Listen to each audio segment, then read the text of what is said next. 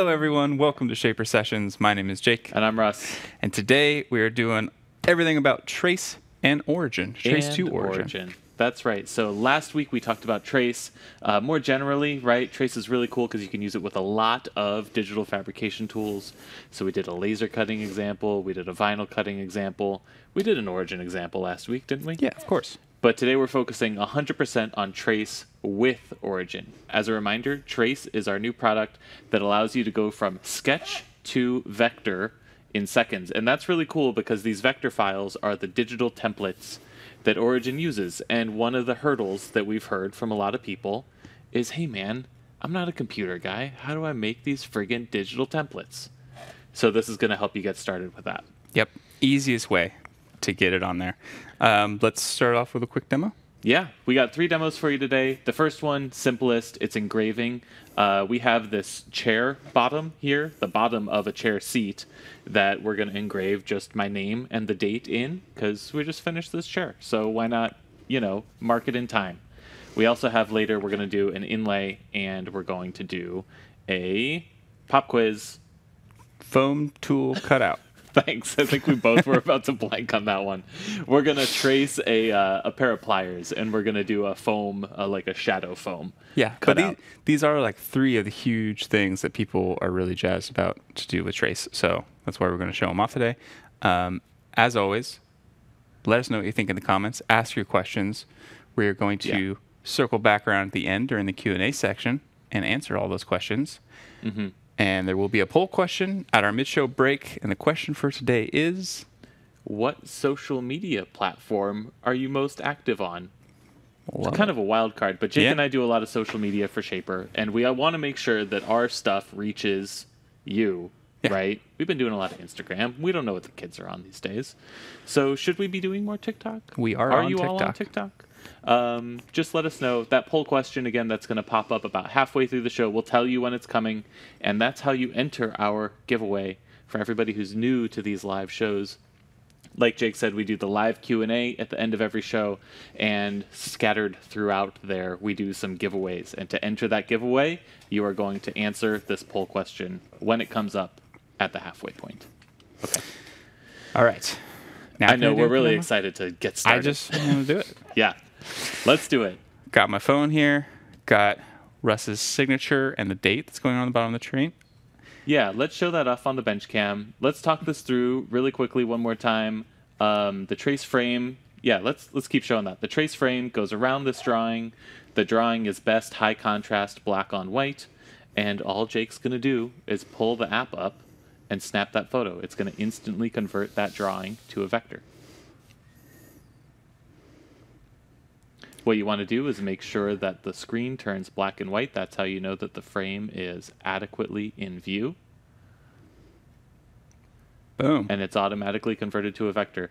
Now, if you watched last week's show, you'll remember that there are a couple of different ways to work with trace. The main 2 are getting an outline and getting a center line. Now, we're starting with this engraving, and I think the best way to default to doing an engraving is with a center line. There are some times when you might want to use that outline mode, but we're going to default to the center line on this. Sweet. I mean, that's ready to go. So I'm going to go ahead and send that over to my Shaper files. Wait, did I hit the right one? Yes, save to my Shaper files. Russ. And we're done. And I know we're kind of breezing through this, but we want to show you how easy it is to do first. And then on the next couple of demos, we're going to slow it down and reiterate a lot more. Now, the coolest thing about all this stuff is that if you're on Wi-Fi, it all automatically synchronizes. Note, you definitely don't need Wi-Fi in your shop to use Origin. It's not required, but we think it's really handy for the syncing capability. If you don't have Wi-Fi in your shop, you can always transfer this stuff via USB stick. All right. I went ahead and marked the very center of this chair bottom, giving myself a nice long line to line up my reticle to. So for this first engraving example, we're using plate, the universal template for Origin. If you are new to the Shaper system, this might look new to you. Basically, what plate allows you to do is cut really easily in kind of a wide variety of places. You can bring origin to your workpiece without having to lay out that shaper tape. So all we're doing is, this is just like going back to old school woodworking. We're making a pencil mark, we're aligning plate to that pencil mark, and then we can drop these engravings in the context of that plate window there. And if you're curious to hear more about plate, definitely check out one of our earlier plate sessions. Cool. I got some engraving to do, so I'm just going to get right after it. All right.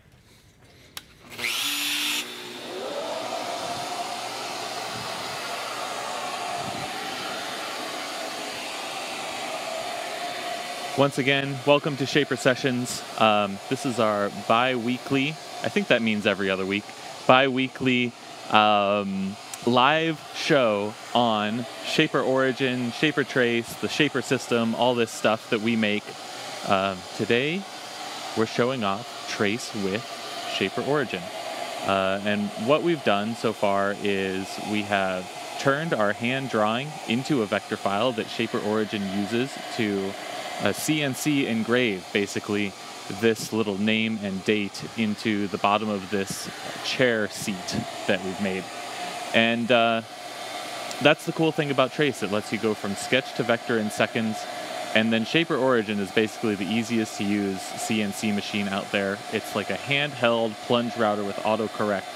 So Jake is moving this router around space, and as long as he keeps that little dot, which represents the center of the spindle, inside that circle, Origin is going to automatically compensate for any little errors that Jake introduces into the system.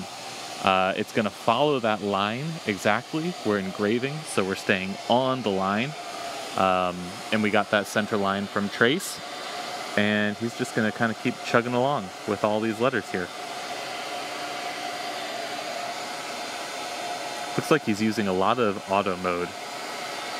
Jake, blink twice for yes. That's a yes. Using a lot of auto mode. There are a couple of ways to use Origin.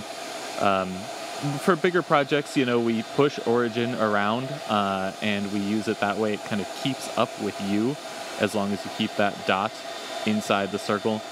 But if you have small enough paths, if you have these small lines like we have for this engraving, you can actually use auto mode, which allows Origin to move itself within that corrective range. And if you're moving beyond that corrective range, then it's your job to keep up with the router, not the other way around. And that can save time. You know, you can speed things up a little bit for these smaller engravings by letting Origin actually do all of that movement control for you. If you're new to Origin and you're wondering how the heck do I use auto mode, you can enable auto mode by pressing the green button anytime that you're cutting, or by double tapping that green button. That puts you in auto lock mode, which keeps you in auto for the duration of the cut. That was zippy. Nice. Let's see if that comes through on bench cam. Yeah, let's tilt that up a little bit. Looks pretty good. Yeah, what do you think about that? Ned, is that in focus? We got Ned on the switchboard today. It's a little hard to see, he says. I think we need more contrast. How was that overhead cam? Nice. Hey. Cool. I'm going to set this aside. All right, let's slow it down a minute. I feel like that was a zippy demo. Yeah. We just wanted to show you guys how easy it can be to take that drawing from Trace to turn it into a vector and then cut that. And actually, let's put that side by side next to my drawing here.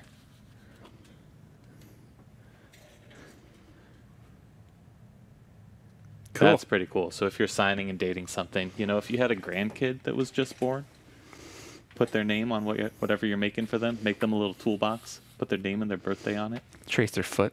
Trace their foot. Or hands. Yeah. Or, no. We're not grandparents, but maybe someday. We got a lot of good ideas. Yeah, I mean, so let's talk about some of these other Origin plus Trace applications, because we've got a lot of them. Yeah. We're doing an engraving demo today. We're doing an inlay demo today.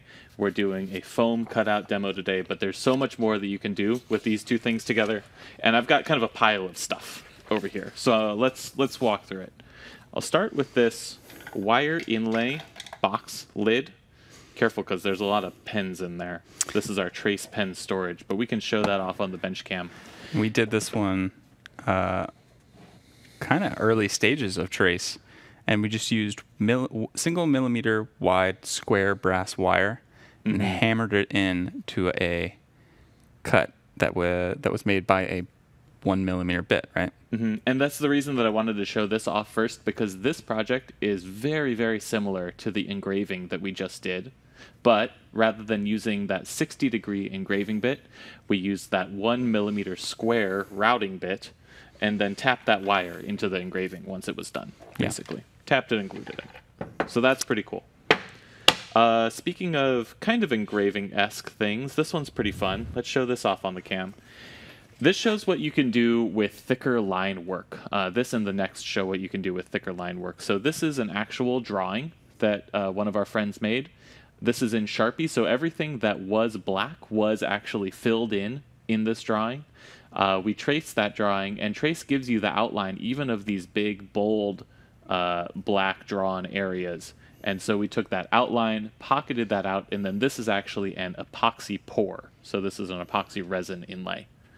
And I love the way that it turned out. It's basically exactly like the drawing that they had. Another one that we did the same way with that big, bold drawing style and taking the outline of that is this brass branding iron. So we drew those initials on there, NB for our buddy Noah. We took the outline of that whole kind of artistic black-filled area and mirrored it so that it would make a nice branding iron. After making the mistake of not mirroring it once or twice. Yeah, that's an ask me how I know moment. Mirrored it. Don't forget to mirror it. And then routed it into this brass. And did we do a show on that? I think we did.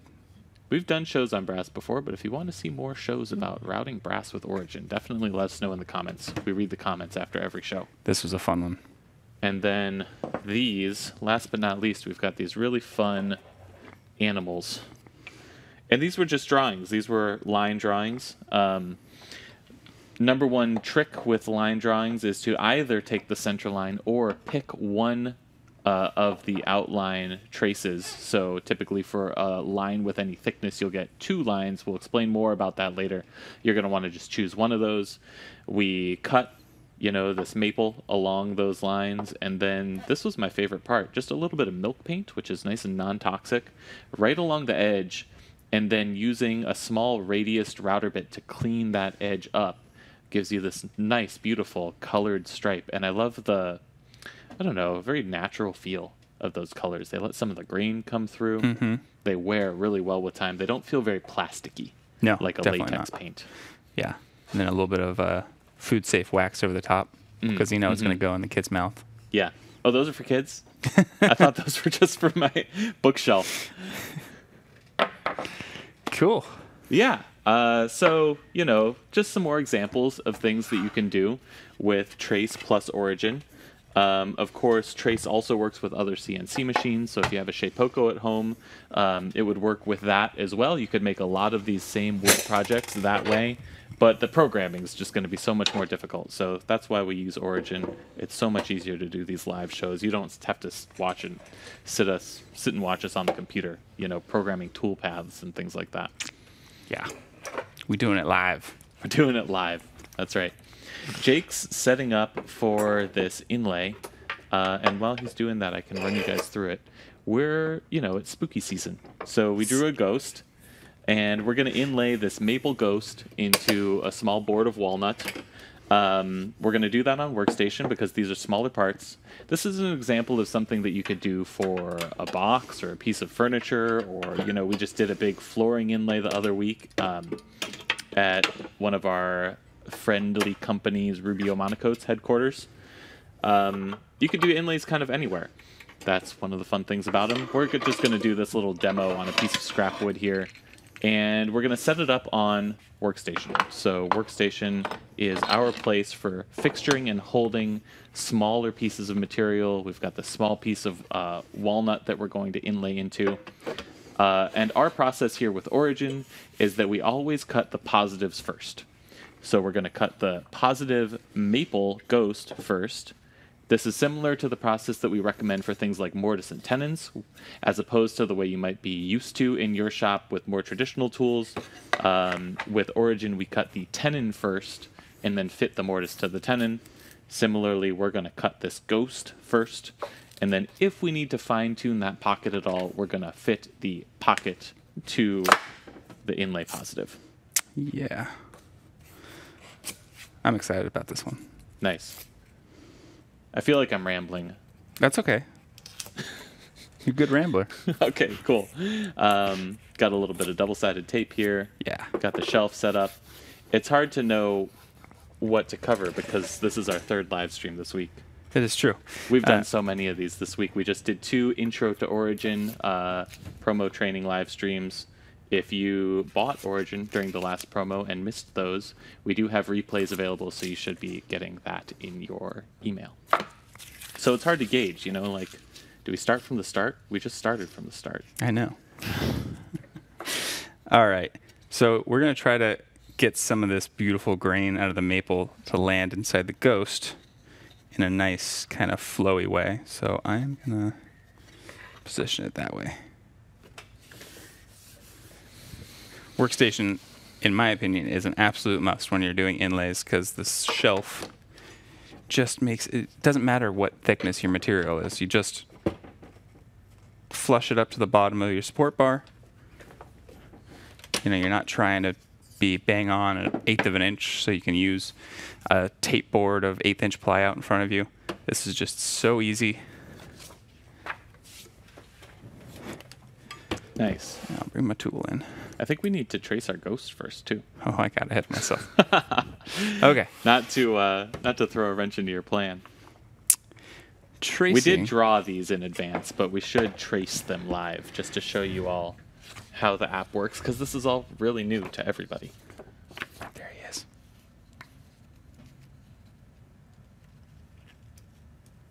Yeah, I have no interest in trying to draw live. Yeah, it's a good ghost, though. You could tell which one of us went to art school. Okay. Where's our frame? Frame. You do need the frame. Oh, and Ned wants it. Ned wants it on the overhead cam. Yeah, there we go. Thanks, Ned. No. Yeah, it's okay. Thanks for the reminder. We got Ned in the monitors over here. You do want to be cautious of shadows. You notice I'm moving Origin out of the way. Mm-hmm. And, okay, so rehash again. We're in the Trace app here. You can see it's looking around. As soon as you point it at that trace frame, it turns black and white. It says ready to capture. The cool thing about Trace is that it doesn't really matter what angle you take this image from. It's going to automatically de-skew it and flatten it. So whenever it says ready to capture, you can just hit that button. It's going to automatically convert that to your vector.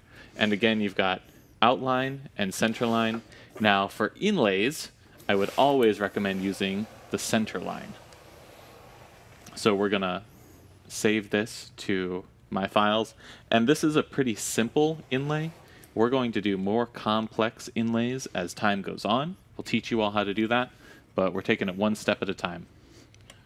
Yeah, so this is what we'd call a single component inlay. Just one thing, one shape that you have to worry about. Mm-hmm. When you start getting into the ones that fit together, like the mountain inlay and some of the desertscape inlays that we've done, that is when it's a little more complicated. Let's go back to the phone so I could talk about this design for a little bit longer. We are going to inlay the sheet part, obviously. That's going to be the maple positive.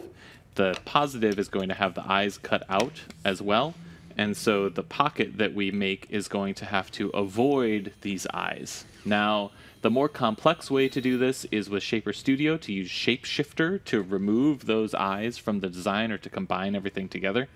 But we really want to reiterate on this show that as much as we love Studio and it makes a lot of this stuff simpler, we're going to also cover Studio in the next Shaper session that we do. You do not need Studio to use Trace. So we're going to show you a way to do this that doesn't use Studio. Jake's going to show you a little trick with your cut history that's going to help you avoid overcutting in places that you don't want to cut. Yep. Because Trace is a tool, no subscription. You're going to be able to use it forever. We love Studio also, but we're keeping it simple for now. We're all going to grow together. Love it. That's so cheesy. Cool. Did you send it over? I think I did. It should be Ghost with an exclamation mark. Hop into import.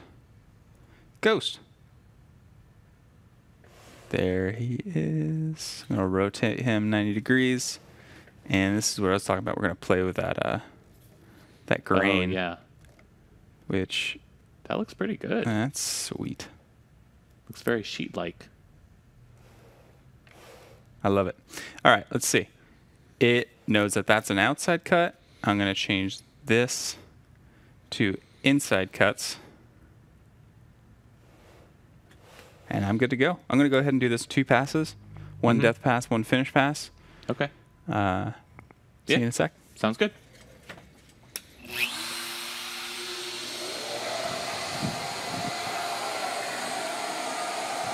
Nice. So like I said, we usually cut our inlay positives first. That's because it's easier to tune that negative offset on any future pockets with that positive inlay in hand. And after Jake cuts this positive, we're going to pop into our mid-show break. So get ready for that poll question to pop up after we're done cutting this out. Again, that poll question is going to be just which social media platform are you most active on? We want to make sure that our content gets in front of the right eyes. We've been spending a lot of time recording videos on Origin Pro tips and the like. And if you don't follow us on Instagram, make sure you check us out at Shaper Tools.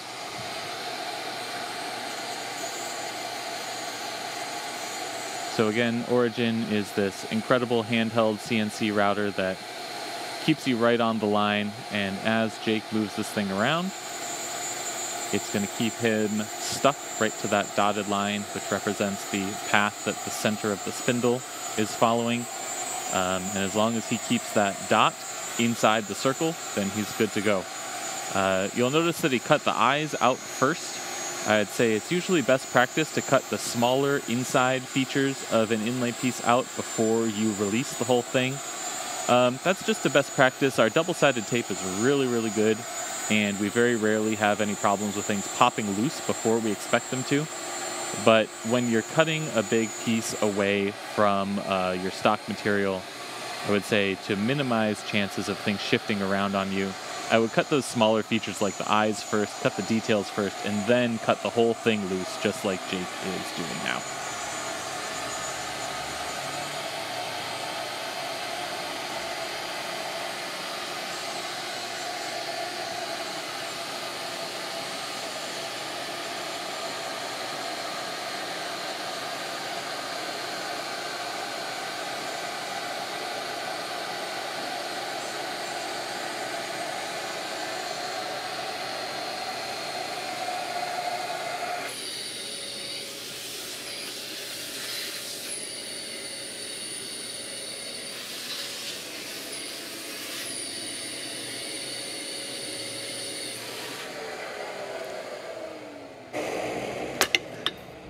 Beautiful. Nice.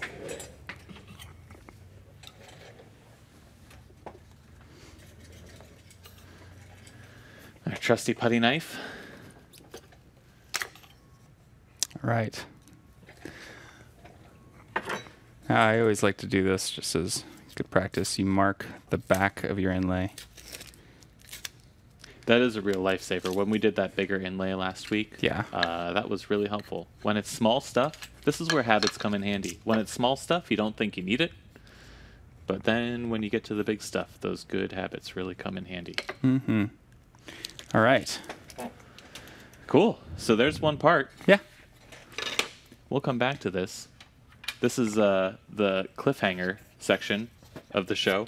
I'm trying to incorporate a little suspense. If you want to see how this inlay turns out, stay tuned. Stay with us. Stay tuned. Ned's going to pull the poll question up.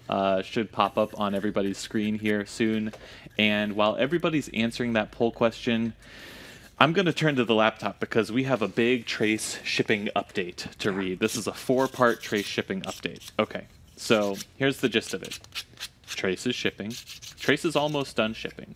In some places, you could even say Trace is completely done shipping with some caveats. So let's go through this country by country. We're going to start with the UK. We've got a couple of UK viewers. If you're in the UK, all right, here's the situation with Trace. We had some logistical delays due to customs. UK Trace packages are set to ship near the end of next week. So we're sorry about that. There's only so much we can do. We're really happy that we're fulfilling everything on time, if not early. We're sorry that it might feel like you're waiting a long time compared to everyone else to get your Trace kit, but fear not, it's on the way. Okay, that's UK. For Canada, we have some delays due to high shipping volumes, and believe me, when you try to go from shipping 0 things to shipping 13,000 things, it's like turning on the floodgates. Okay, but we expect to fulfill orders for everyone who has submitted their address by the end of next week. Sorry about the doorbell, by the way. I don't know if everybody can hear that. I'm trying to ignore it. Okay, we expect to fulfill orders for everyone who has submitted their address by the end of next week. Now, by the end of next week, and this is going to hold for everybody else who comes after Canada, if you haven't received your Trace shipment, or you haven't gotten a notification, or it's been a while and you haven't gotten it, that probably means that we haven't received your shipping address through BackerKit, right? BackerKit is our way to get your shipping address for all Kickstarter stuff. Now, you might be able to go back in your email and find this email that you may have missed from BackerKit and fill out your address that way. Or you could send your backer number and your address to us at hello@shapertools.com because we want to make sure that you get your stuff.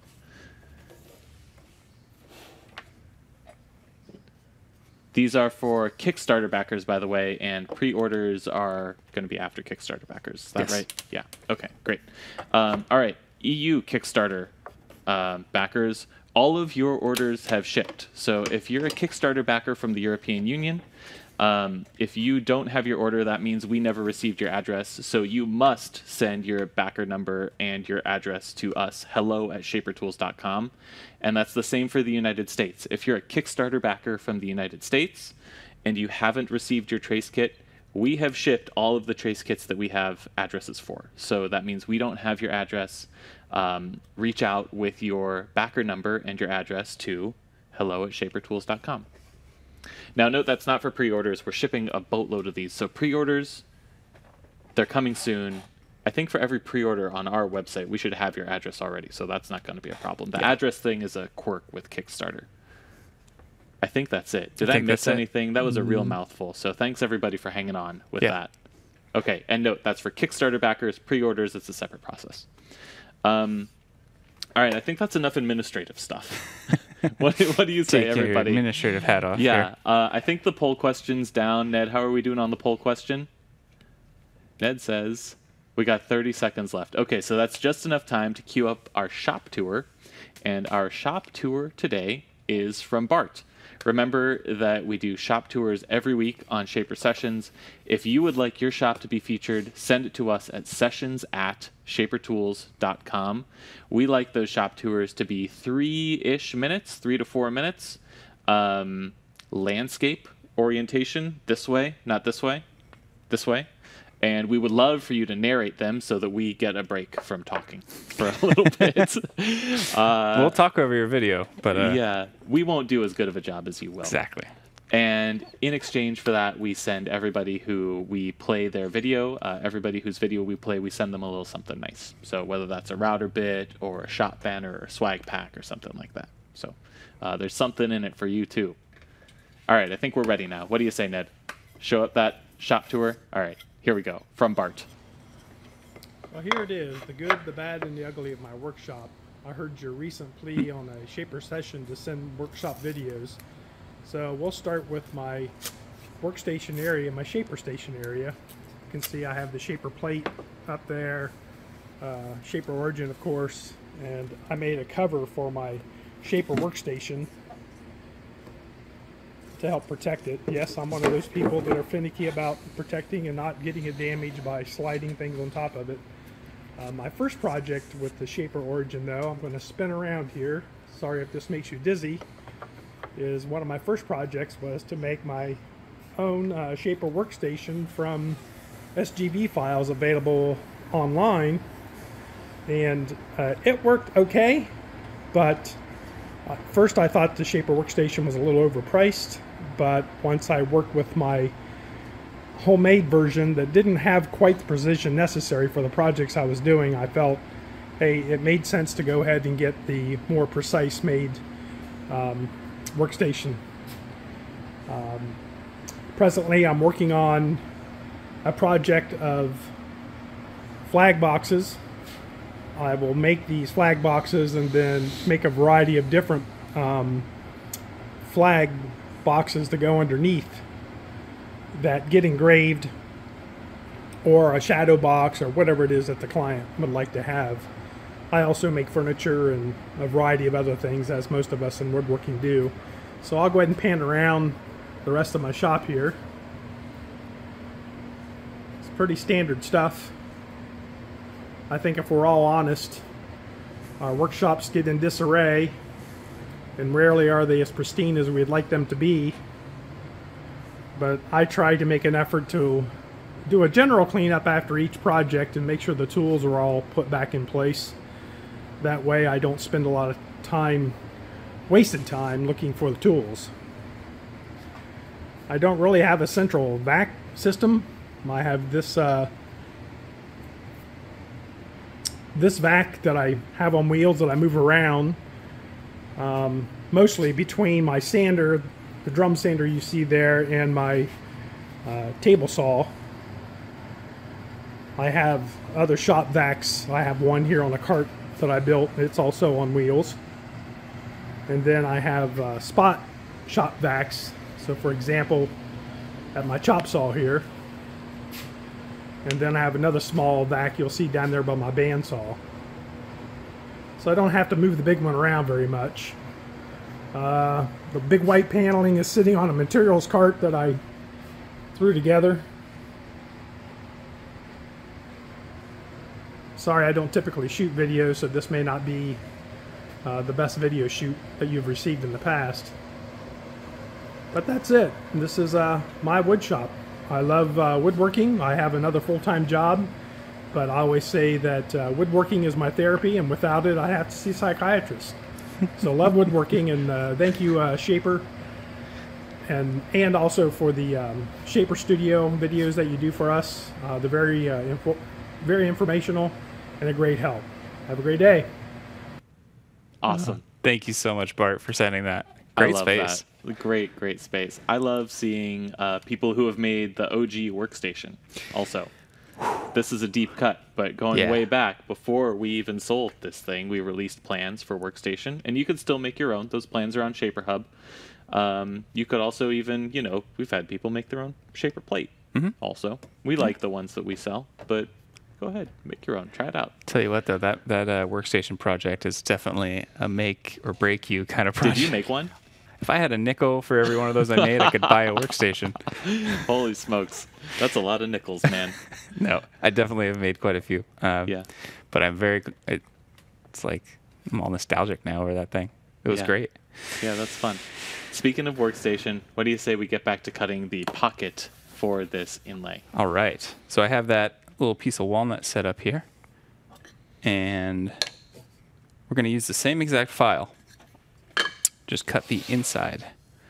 For this, I like to just add to scan instead of creating a totally new one. And now what's that doing, Jake? That's adding the picture of the walnut to the scan that you already have, right? Rather than calculating a whole new workspace? Exactly. And it keeps all your stuff. In this case, I actually don't I want to move the Yeah, so you move can the see how ghost. far off that ghost is now from the image of the walnut. And we're just placing everything by eye today. One of the fun things about Origin is you can just place these things visually if you don't need that hyper accuracy. Yeah, that looks Nice. like a cool spot. Pretty centered. And now before we cut, I do want to walk through the tip that you showed me before we started the show on how we're going to avoid blowing out the eyes on this ghost while pocketing what are 3 separate cut paths. Totally. Okay, so let's go ahead and change this to a pocket. And you see the pocket encapsulates all of this. So if I wasn't careful, as I plunge, I can't actually see what that eye is, and I might accidentally cut right through it. Yeah, don't worry, we're air cutting. Yeah. Yikes. So I'm going to go ahead and do a cut around the eyes first. Yeah. Can we clear the cut history? Yes. Okay. That way, when I'm cutting out here, I know where that boundary is, and so I can just manually sneak up to it. Nice. Cool. All right, 0.26, I believe. Always nice to double check. Yeah, something like that. And it's always best to have your inlay material a little thicker than the cut that you make, so that you sand off the inlay rather than having to sand down everything around it. Yeah, I'll do 0.25. Let it sit slightly proud. So to reiterate, you're going to cut around those eye shapes first, probably with Nice. a good bit of buffer there, just to make sure that you have some space for that pocket. Yep. And then you're going to come back in pocketing mode and clear out everything else inside this ghost. And I'm debating if I want to go in and do a 0.02 thou offset now or Yeah. later. Yeah, just do it now. Might as well. Just do it now. Let's say 3 thou. Just to make sure everything fits the first time. Yeah. Because we got a whole nother demo after this. Okay, I'm going to do this in a couple cuts, and then I'm going to switch bits and start hogging it out. All right.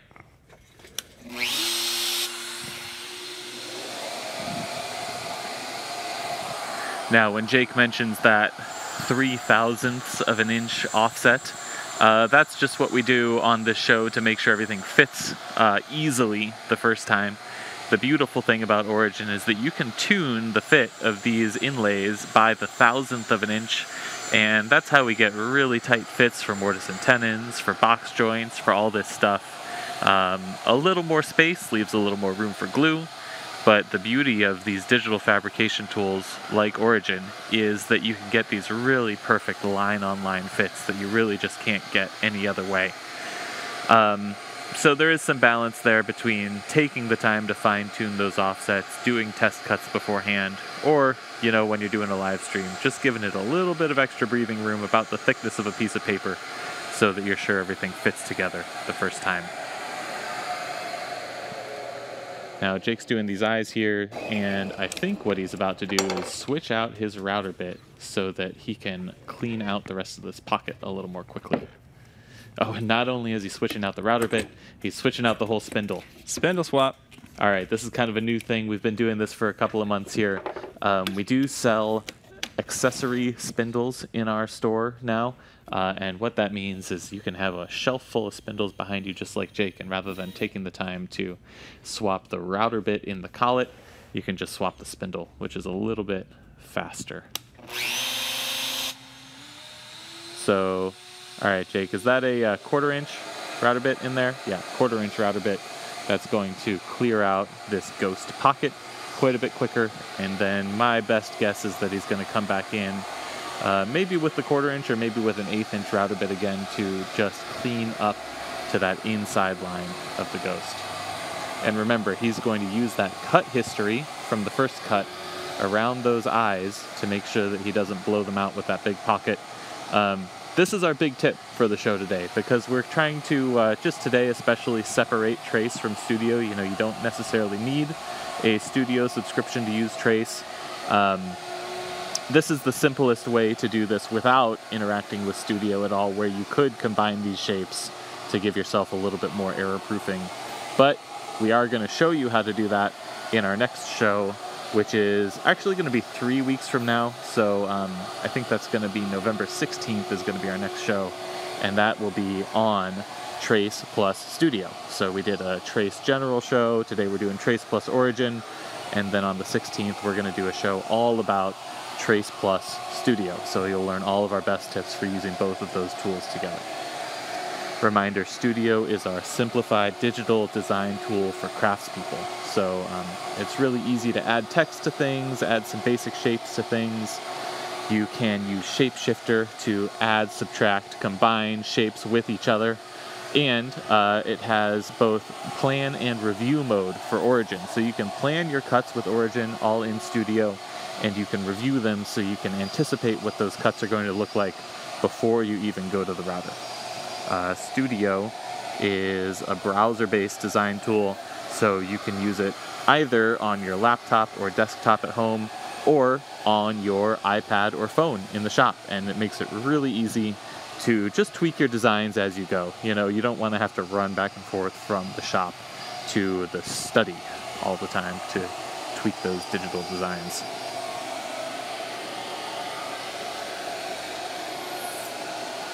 Looks like we're just about done with that pocket.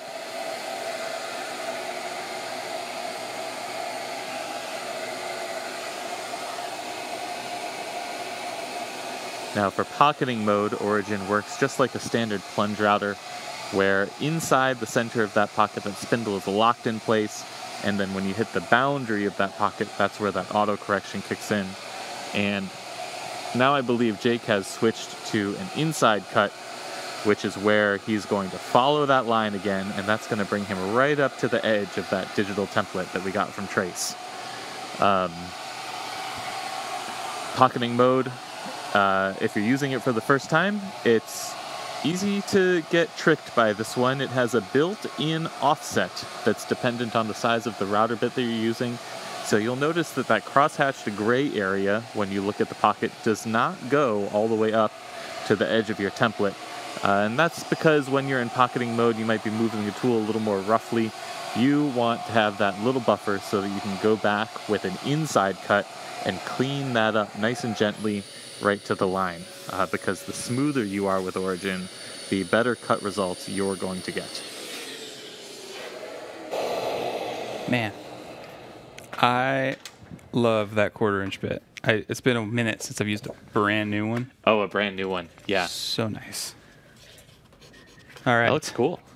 Yeah, that came out great. Those eyes look kind of funny floating in there. I know. I'm just knocking off some of the fuzz. Mm-hmm. Before we do a test fit.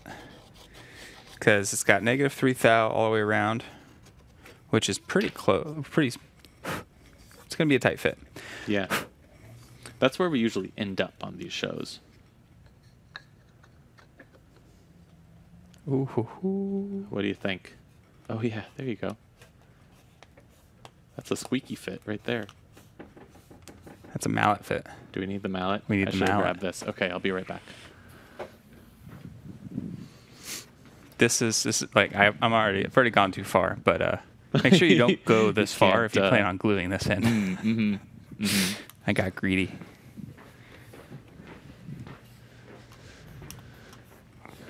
Thank you, sir. Here, I'll give you a piece of linoleum to mallet on also. Nice.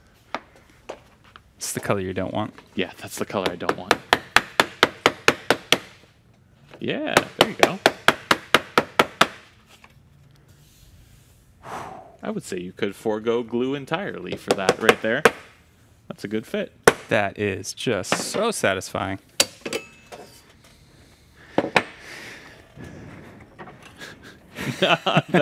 Oh my God, we're losing it. Ned, that's too good.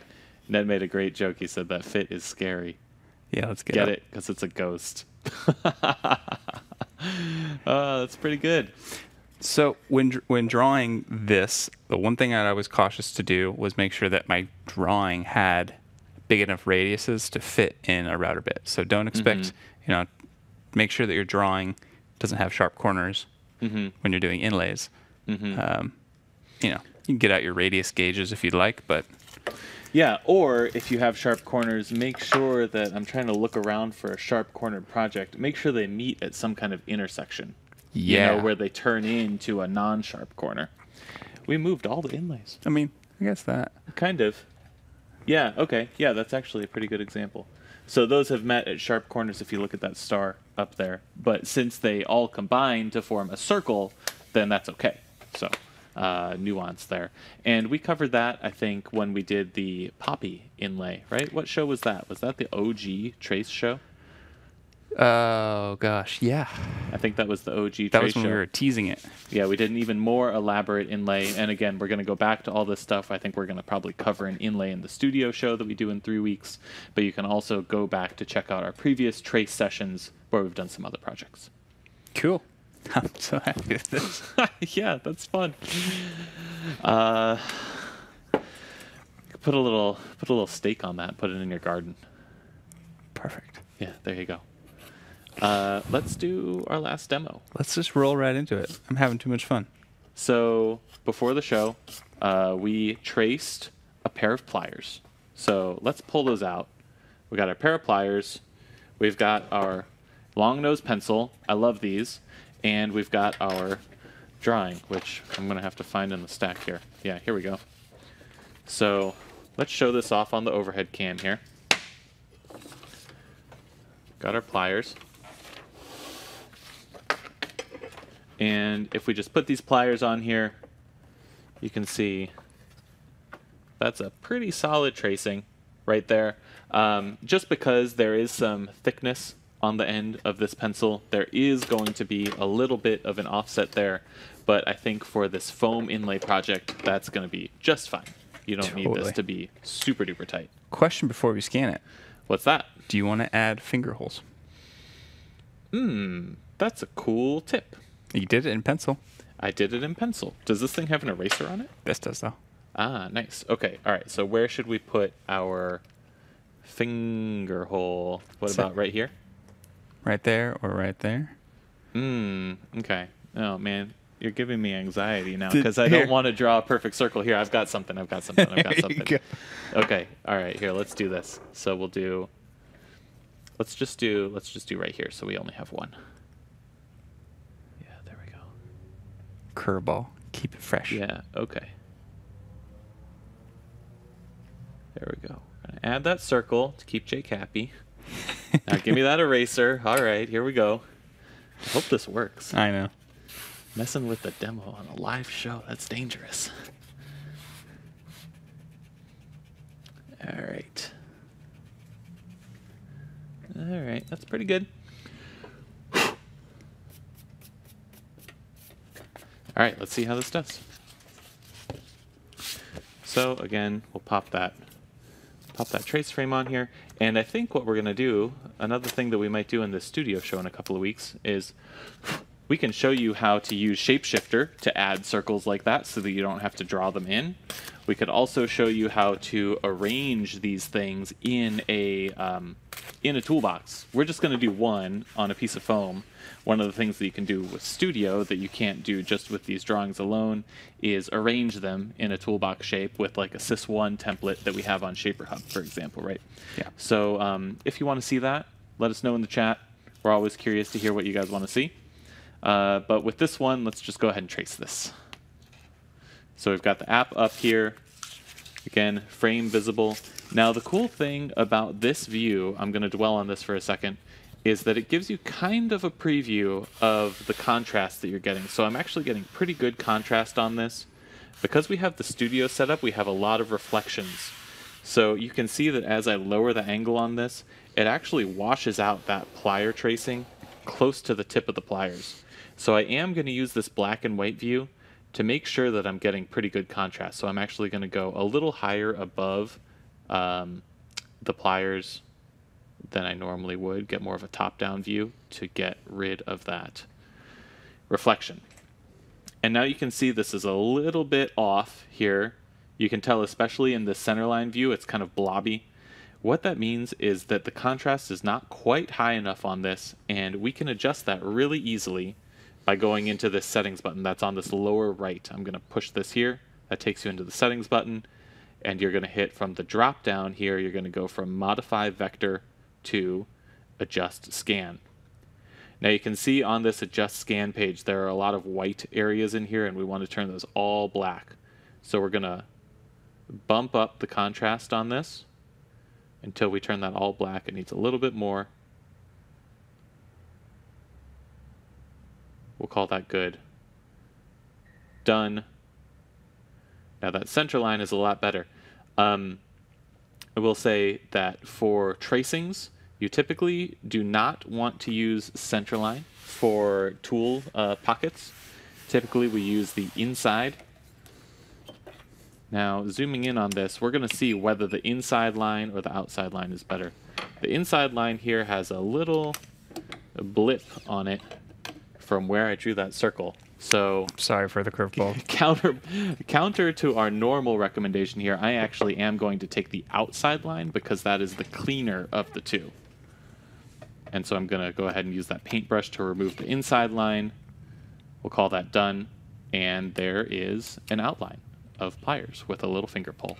So I'm going to save this to my files, and I'll call this pliers. Saved. So it should be on its way to you, Jake. Excellent. Okay, same thing. Let's do a add to scan. I can see my black foam, two-tone foam. Get rid of Mr. Ghost. Yeah, we love this foam because when you cut through the black, there's red below it.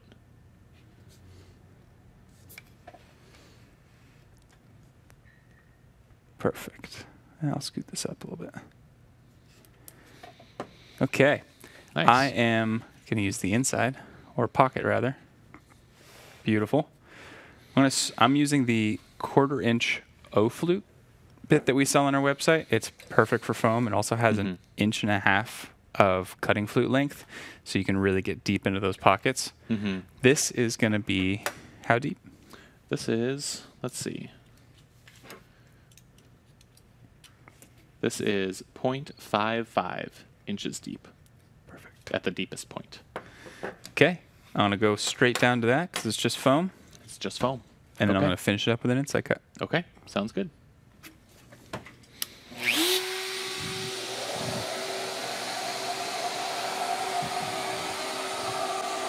Yeah, so again, let us know what you'd like to see on that studio show that we do in a couple of weeks. We could definitely do some toolbox layouts. I think that's a pretty fun application of this stuff. We love this 1.5 O-flute router bit because if you have a Sys1 customizable toolbox, that 1.5 O-flute router bit takes the full advantage of Origin's Z travel and pretty much the whole distance of foam that you have available for you. So I've pocketed out nice deep foam cutouts for things like hand planes, long router bits, things like that, and it makes it really, really easy. The O-flute geometry is phenomenal for cutting foam because that single flute just really evacuates the material and prevents it from getting all wound up and burnt up in there. Nice thing about foam too is you can really just cruise right through it. It's a great first Origin project if you've been looking for an excuse to, if you just bought an Origin and you're looking for an excuse to try it out on something that is low risk. Foam is a really great first project to try.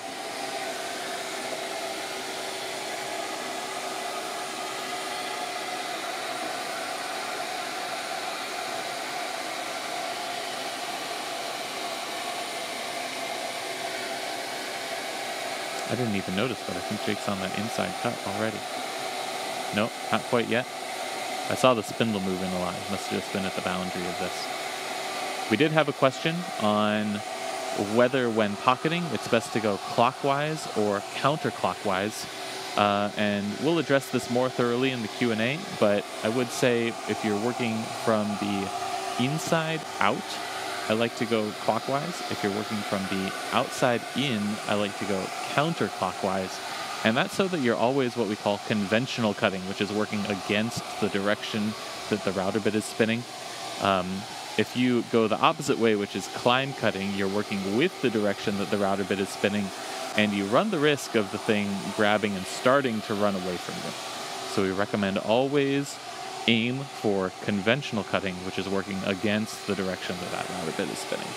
And the paths, such as inside and outside cuts on Origin, are already pre-programmed to help you with that. So if you follow the dotted line in the direction that it's moving, it should keep you conventional cutting 100% of the time. So that's the safest way to operate Origin. That's what we recommend in all cases.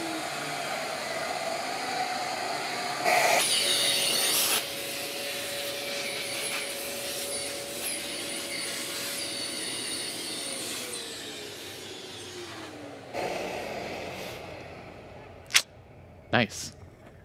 I love this stuff because it pops so well for TV. So well. Let's try the pliers. Now this pocket is going to be a little big, probably because we have the offset on that pen, but that's great for a toolbox. You don't want to be like wrestling with your toolbox to get your pliers out every time. That looks so cool. It looks really cool. Yeah. That was a fun show. Yeah. Thanks everybody for, giving us the opportunity to teach some new stuff. Yeah. Do you remember? This is a very similar density to the foam that comes in the sustainers too. So Yes. it cuts just about the same. It's very similar. What I love about this stuff is that it's got that dual color. We got this for a project that we had for bigger rolling tool chests. And we've been using it ever since. But yeah, the sustainer foam is just as easy to cut. Yeah. Take care. Bye.